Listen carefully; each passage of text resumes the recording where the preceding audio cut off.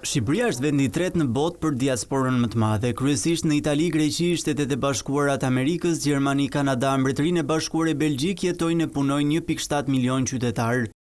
Megjithatë, çdo e keqe ka edhe një pozitive nga pas. Shumë emigrantë që kanë qenë, që janë me pasaporta që nga Dukagjini, Shalla, Shoshi, Lekbibajt, Shkodra, Malësia Madhe, Dukagjini, këto gjitha, janë mbi rreth, mos ma merrni për shifër saktë, rreth 230 e sa, të cilët janë që kanë qenë mbi 10-12 vite, kanë punuar dhe kanë ngrajt bujtinat e tyre.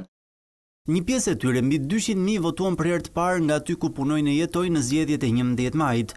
Në një kohë që lidhja me ta po bëhet më e fortë, përfitimet ekonomike të Shqipërisë nga diaspora shtrihen edhe në drejtime të tjera si kapitali, dia, eksperjenca, investimet e huaja, turizmi dhe mbi të gjitha te paratë që sjellin për familjet në vendlindje. Për të kuptuar madhësinë e remitancave, mjafton të kujtojmë se vetëm gjatë vitit të shkuar ato kapën shifrën e 1 miliard eurove. Duke pasur një diasporë ose një emigracion tashmë 30 vjeçar edhe më shumë, natyrisht që nuk është më ai brezi parë që vetëm dërgonte para dhe ishte në luftë për të integruar në vendet pritëse, po tashmë një pjesë e rëndësishme e remitancave vijnë në formën e projekteve të investimit, projekteve të bashkëpunimit në Shqipëri. Të dhëna tregoj se pjesa më e madhe e investimeve nga shqiptarët të diasporës, veçanërisht në 5 vitet e fundit, kanë shkuar në projekte në sektor si agroturizmi, turizmi, bujqësia dhe shërbimet financiare.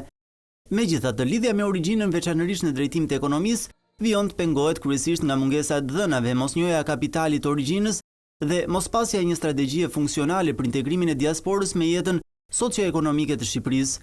Dhe strategjia është e rëndësishme dhe një institucion që të mund të koordinojë dhe menaxhojë, por më shumë se kaq janë një sër masash, ligjesh, formash bashkëpunimi që e bëjnë konkrete dhe praktike këtë lloj bashkëpunimi. Në vazhdën e lehtësive që duhen ofruar për një ndër themeluesit e dhomës ekonomike të diasporës është edhe amnistia fiskale.